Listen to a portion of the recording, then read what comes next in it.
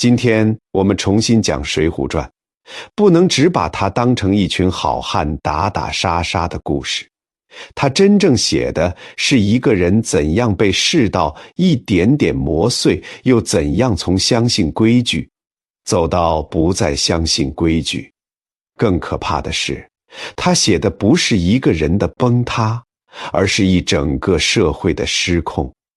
我们今天看《水浒传》，不是为了看谁武艺高强，也不是为了听几段热闹传奇，而是为了看懂一个问题：一个普通人到底要被逼到什么地步，才会放弃做良民，才会把希望交给刀？这个问题过了1000年依然扎心，因为书里那些人的苦不是离我们很远的苦，他们也想过安稳日子，他们也怕麻烦，他们也相信忍一忍就能过去。可现实告诉他们，有些世道，忍让不是退路，而是给恶人递刀。《水浒传》的背景是北宋末年，表面上那是一个繁华的时代，汴梁城灯火通明，商贾云集，酒楼茶肆人声鼎沸，衣冠楚楚的人走在热闹的街上，画卷里的世界好像一切都有秩序。可请注意这个细节，越是表面的体面，越能衬出里面的腐烂。一边是经济繁荣，一边是权力失控，一边是礼法森严，一边是公道缺席，一边是皇帝风雅，一边是小人横行。《水浒传》开篇不写英雄，先写高俅，这个安排太狠了。高俅原本只是街头无赖，没有治国才干，也没有军政能力，他真正的本事就是会玩，会哄人，会让上位者开心。因为踢得一脚好球，他被端王赵佶看上，后来端王成了宋徽宗，高俅也一步登天，竟然当上了太尉，掌管禁军。这不是一个普通的小人得志故事，这是在告诉我们，当一个王朝开始奖励逢迎，而不是奖励正直，崩坏就已经开始了。当权力不再筛选能人，只筛选会讨好的人，底下的人就会明白一个规则：做事不如做人情，讲理不如找靠山，守法不如会钻营。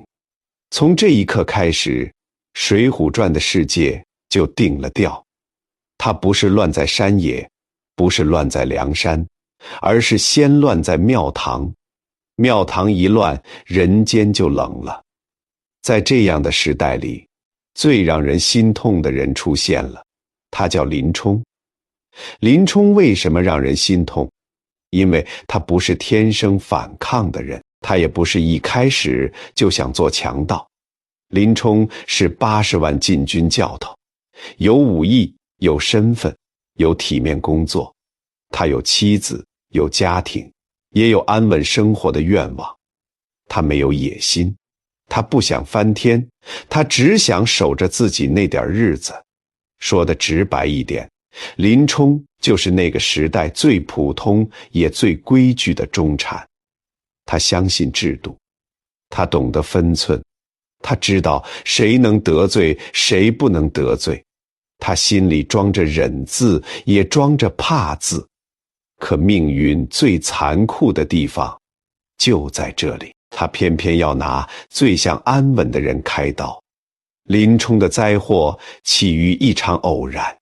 那天他陪妻子去庙里烧香，只是离开片刻，高衙内就看上了林娘子。高衙内不是普通恶少，他是高俅的干儿子。他仗着权势，当众调戏林冲的妻子。林冲赶来时，怒火已经冲到拳头上，可当他看清对方是谁，那只拳头停住了。请注意这个细节，林冲不是不能打，他是太能打了。可他更清楚，这一拳打下去，打的不是一个恶少，而是高俅的脸，是自己的前途，是家里的饭碗，是以后所有的安稳。所以他忍了。真正让人心痛的，不是林冲软弱，而是他太明白现实。他知道正面冲突的代价，他知道一个小人物跟权贵硬碰，往往没有好下场。于是他选择退一步。他以为退一步能保住生活，可是现实告诉他，在恶人眼里，退让从来不是善意，而是软弱。高衙内没有收手，他反而更想得到林娘子。于是高俅身边的人开始动了，陆谦登场了。陆谦原本是林冲的朋友，可在权力面前，朋友这两个字太轻了。为了讨好高俅，为了给自己找前程，他把林冲卖了。他先骗林冲喝酒，让高衙内趁机去林家。林冲及时赶回，事情没有走到最坏一步，可林冲还是忍了。他没有去太尉府讨公道，他只是砸了陆谦的家。为什么？因为他仍然相信边界，他觉得事情闹到这里应该差不多了。他觉得只要自己不撕破脸，对方也会留一点余地。这就是老实人最大的幻觉。他总以为别人也有底线，可真正可怕的是，坏人一旦发现你不敢反抗，就会把你最后一点退路也吃掉。于是高俅亲自出手了。误入白虎堂是《水浒传》里最阴冷的一场局。高俅知道林冲爱刀，就让人卖给他一把好刀。第二天又借口看刀，叫林冲带刀进府。林冲没有怀疑，他还是把这当成上级的正常召见。可他一步步走进去，走进的不是府门，而是一张早已张开的网。白虎节堂是军事重地，严禁带兵器入内。林冲刚到，高俅立刻翻脸，一个手持利刃擅入军机重地的罪名就扣在了林冲头上。你看，这就是权力的可怕之处，他不需要真的抓到你犯罪，他可以先设计环境，再制造证据。他可以先把你推进坑里，再指着你说你怎么掉下去了。到了这个地步，林冲还是没有反。他在公堂上辩解，他在牢里打点，他还指望有人看见真相，也确实有人知道他冤枉。最后他没有被处死，而是赐配沧州。可请注意，这并不是公道来了，这只是权力打累了，暂时留他一口气。林冲以为自己还能活，他觉得只要熬过去，还有机会回家。于是在去沧州的路上，他继续忍。董超和薛霸两个差人一路折磨他，用开水烫他的脚，让他穿磨脚的草鞋，对他羞辱，对他威胁。林冲没有爆发，他甚至陪笑。他不是没有怒气，他是把怒气全部吞了下去，因为他心里还有一个念头，活下去，熬过去，回到原来的生活。林冲甚至写下休书，放妻子自由。他怕连累他，他也觉得自己现在是罪人，真正让人压抑的地方就在这里。林冲已经被欺负到这个地步，却仍然没有彻底恨这个世界。他还觉得规则只是暂时失灵，他还以为忍到最后会换来生路。直到那个大雪纷飞的夜晚，高俅并没有放过他。陆谦追到沧州，买通管营，要烧死林冲。那天草料场大雪如袭，林冲住的草屋被雪压塌，他只好去山神庙躲一夜。也正是这一场雪，救了他的命，又杀死了他心里的旧人。他在庙里听见了陆谦等人的对话，听见他们怎样放火，听见高俅怎样安排，听见他们怎样盘算回去领赏。那一刻，林冲心里最后一点光亮熄灭了。他终于明白，自己所有忍让换不来一条活路，自己所有规矩换不来半分公道。家没了，官没了，名声没了，前途没了，连苟活的机会也被人一把火烧掉了。天地这么大，竟然没有一个老实人的容身之处。于是林冲推开庙门，风雪卷进来，旧人死在雪里。以前那个想安稳过日子的教头死了，一个被命运逼出来的复仇者诞生了。他杀了陆谦，杀了富安，杀了差拨，把仇人的人头摆在神前。请注意，这一刻的林冲不是突然变坏，他是终于醒了。风雪山神庙最冷的不是雪，而是人心。林冲杀完人，提着枪走进雪夜，他能去哪儿？回家不可能，回官场不可能，做良民也不可能，他只剩一条路，梁山。所以我们常说逼上梁山，可很多人没有真正读懂这个逼字。它不是一时冲动，不是热血上头，它是一次次忍让之后，最后一寸空间被挤没了。他是一个人被逼到悬崖边，回头看见身后还有刀。林冲上了梁山，可梁山真的是好地方吗？水浒传最深刻的地方，就是他从不把江湖写成童话。很多人以为梁山是兄弟乐园，大口吃肉，大碗喝酒，人人义薄云天。可事实上，梁山也是一个小社会，这里也有权力，也有排挤，也有试探，也有冷眼。林冲刚上梁山时，寨主王伦并不欢迎他。王伦是落地秀才，心胸狭窄，他怕林冲有本事，怕林冲威胁自己的位置，所以他百般刁难，最后还要林冲下山杀一个人，拿投名状。你看，这又是一层讽刺。山下的体制容不下林冲，山上的江湖也不肯轻易收他。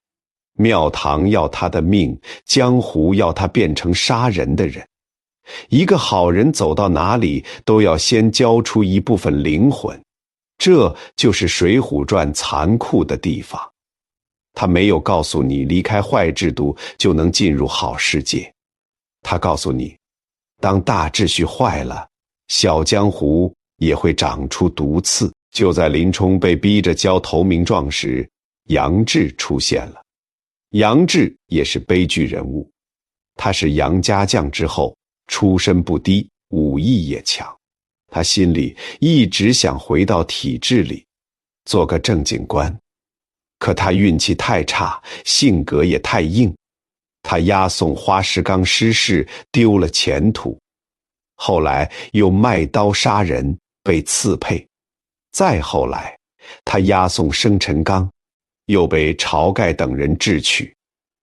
杨志和林冲不同，林冲是被人害，杨志像是被命运反复戏弄。他每一次想抓住机会，机会都从他手里碎掉。他越想证明自己，越走向失败。这个人物说明了什么？在一个乱世里，有本事不一定能翻身，有出身不一定能保命，努力也不一定有结果，因为整个世界的秤已经歪了。林冲的忍，杨志的苦，都把我们引向另一个人。鲁智深，鲁智深是《水浒传》里少有的亮色。他不是没有暴力，他也杀人，他也粗鲁，他也喝酒，他也骂人。可他的暴力有一个很清楚的方向，他为弱者出手，为不平之事出手。拳打镇关西这一段，很多人只记得热闹，三拳打死郑屠，痛快极了。可真正值得注意的是，鲁智深不是鲁莽，他先问清金翠莲父女的遭遇，再安排他们离开。等他们走远了，才去找郑屠。他没有一上来就打，而是让郑屠切肉、精肉、肥肉、软骨，一步步消磨对方，一步步激怒对方。等郑屠先动，他才出手。人死之后，他也没有傻站着，他骂郑屠诈死，然后趁乱离开。鲁智深粗中有细，他不是只会挥拳，他懂得保护人，也懂得保全局面。为什么说鲁智深珍贵？因为梁山许多人杀人是为了私仇，为了利益，为了痛快。鲁智深出手常常是为了别人，为了金翠莲，他丢了官；为了刘太公的女儿，他打周通；为了林冲，他一路暗中护送，直到野猪林出手。野猪林那一幕是《水浒传》里最温暖的一道光。董超和薛霸要杀林冲时，鲁智深从松树后冲出，那一句兄弟，俺想你苦，太重了。林冲一路受苦，官府不救他，朋友出卖他，规则抛弃他，只有鲁智深惦记他。可悲的是，鲁智深救得了林冲的命，救不了林冲对体制的幻想。林冲还是想回去，他还没有彻底断念，甚至无意中说出鲁智深的身份，让鲁智深也被迫逃亡。这里没有简单的好坏，林冲可怜，也有软弱；鲁智深粗野，却有慈悲。这就是复杂人物的力量。再看宋江，宋江是《水浒传》里最复杂也最有争议的人。他没有林冲的武艺，没有武松的狠劲，也没有鲁智深的洒脱。他的能力在人心上，在资源上，在关系上。宋江最厉害的武器是仗义疏财，谁缺钱，他给谁犯事，他帮谁落难，他伸手，所以江湖上人人叫他及时雨。可请注意，及时雨这三个字既有温情，也有权利。你受过他的恩，就欠他的情；你欠他的情，未来就可能被他牵着走。宋江在西城县当押司，熟悉官府，又结交江湖，他黑白两道都能走。他私放晁盖，这是义气，也是投资。从此，梁山的命运和宋江连在一起。很多人骂宋江虚伪，一心招安。可如果只用虚伪两个字看他，就太简单了。宋江既讲义气，又极懂权谋。他既想救兄弟，又想给自己留名。他既能流泪，也能下狠手。他看得比很多好汉远。别人只想喝酒吃肉，他想的是这群人最后怎么收场。落草为寇可以快活一时，却不能快活一世。朝廷不会永远容忍梁山壮大，兄弟们总要有一个结局，所以招安成了宋江心中的答案。可问题在于，为了这个答案，他能牺牲多少人？梁山排座次，就能看出宋江的心思。排在前面的，不只是最早的兄弟，也不只是最能打的人。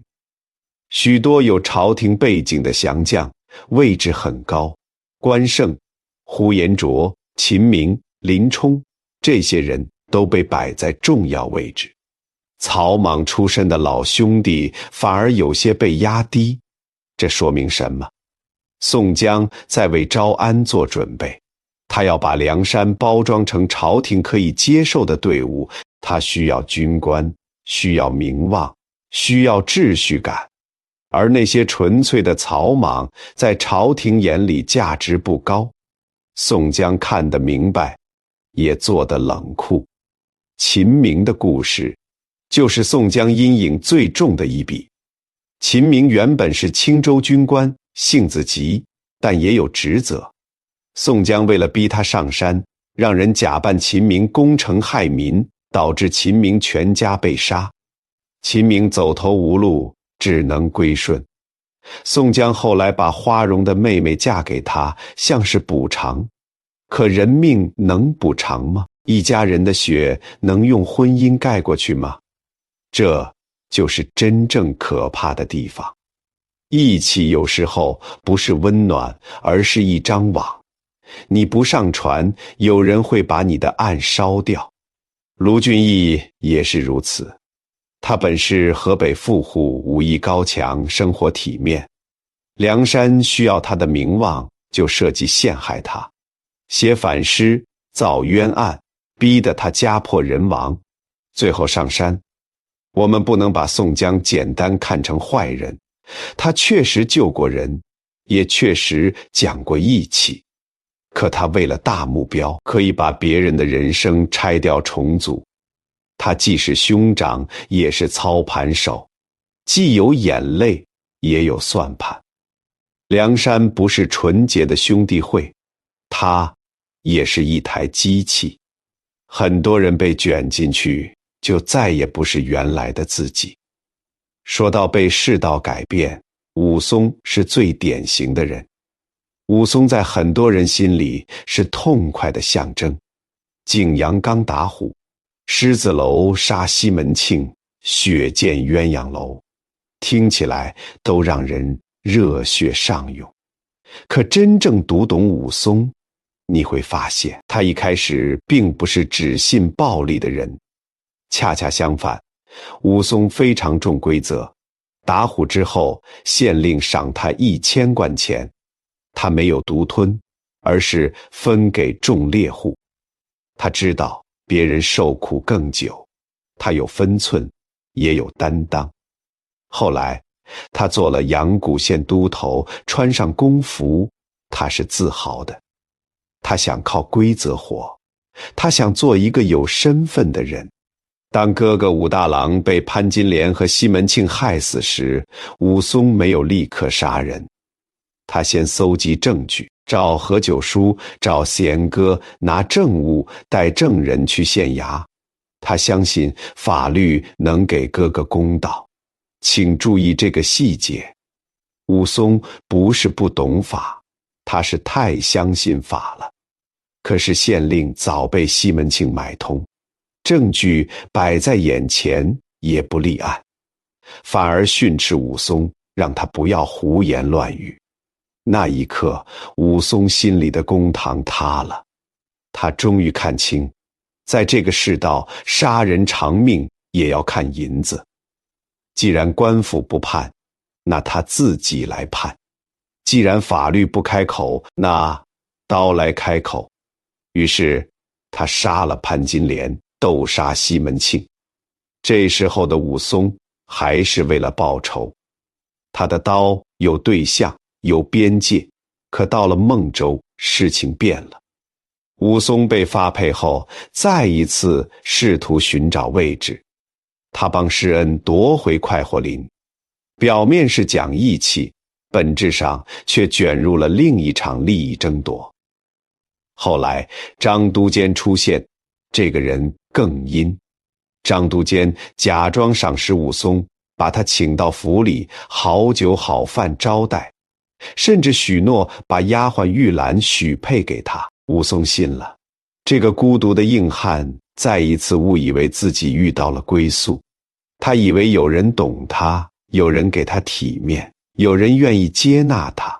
可中秋之夜，张都监设局栽赃，把他打入死牢。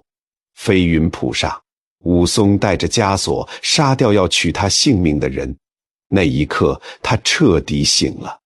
他明白，只要张都监这伙人活着，自己就永远没有活路。于是，他回到鸳鸯楼。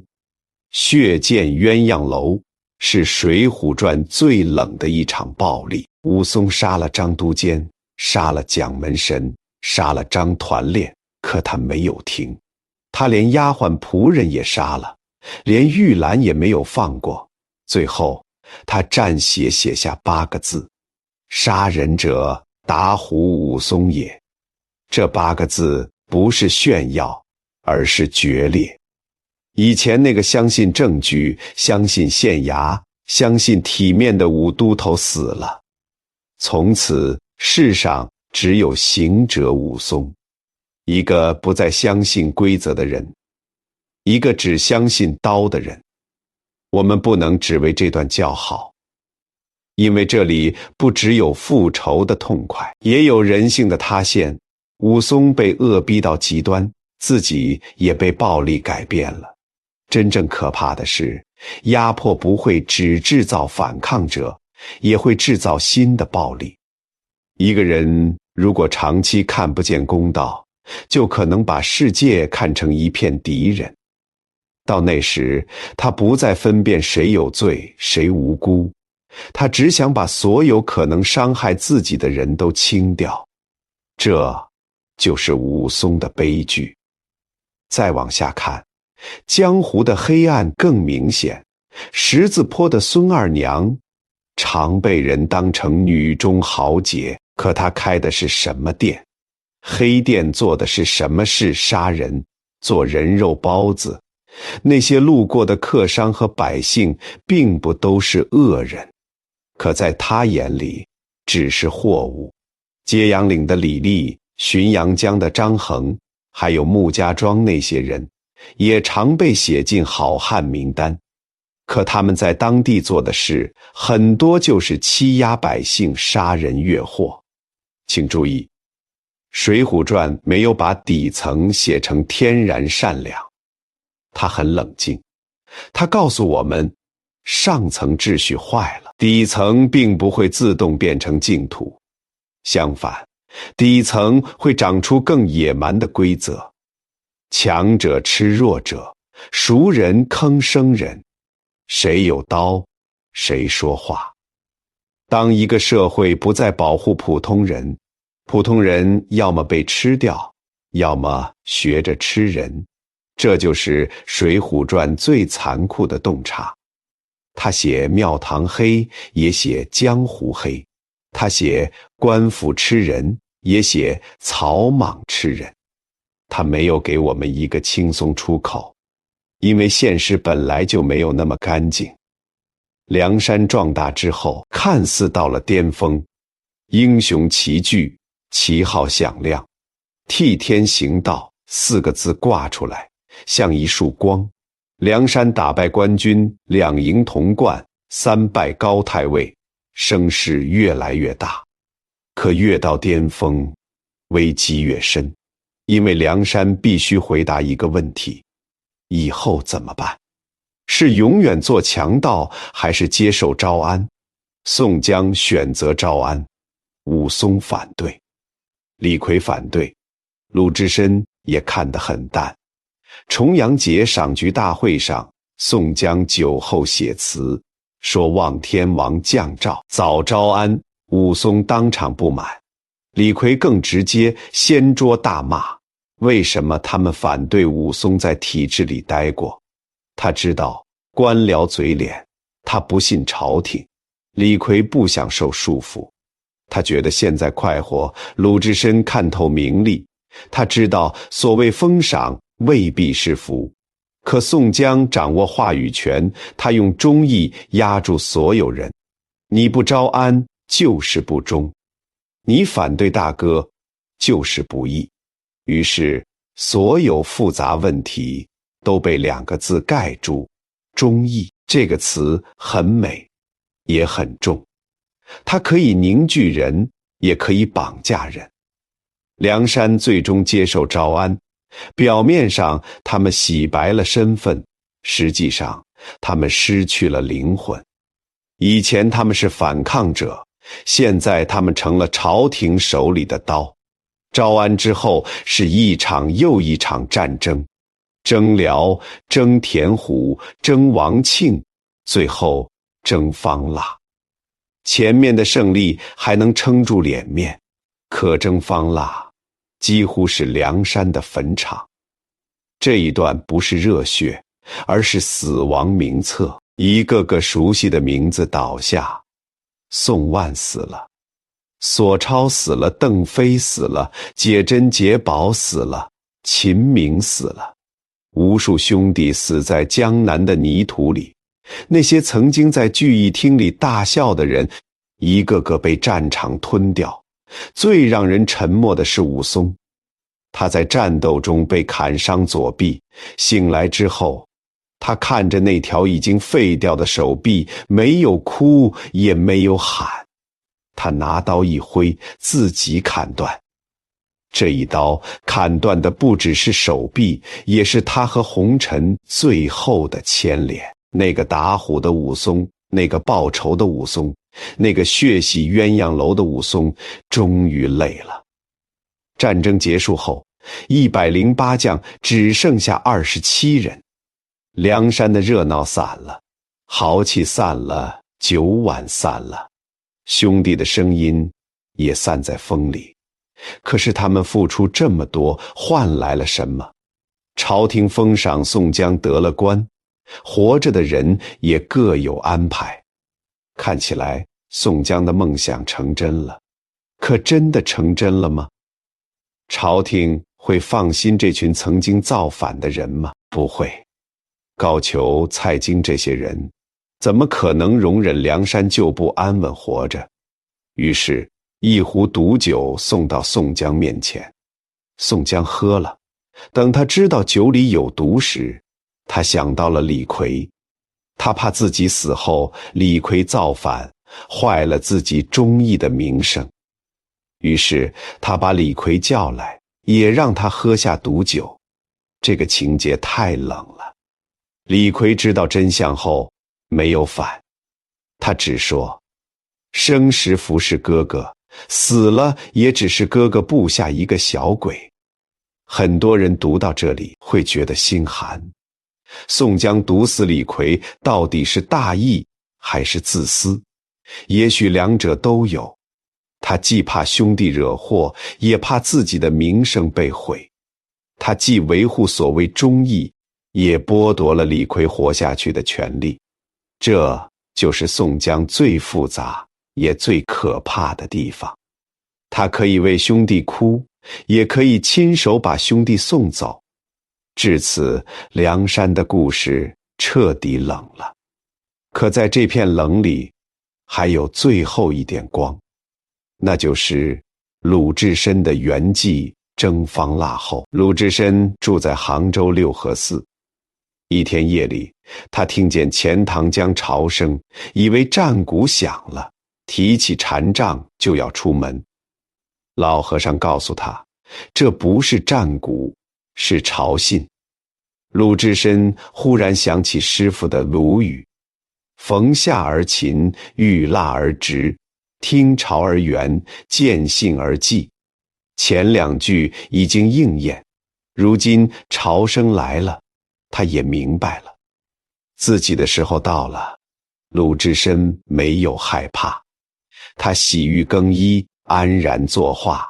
临终前那句今日方知我是我，像是整部书里最清醒的一声叹息。他一生粗鲁，一生豪放，一生打抱不平。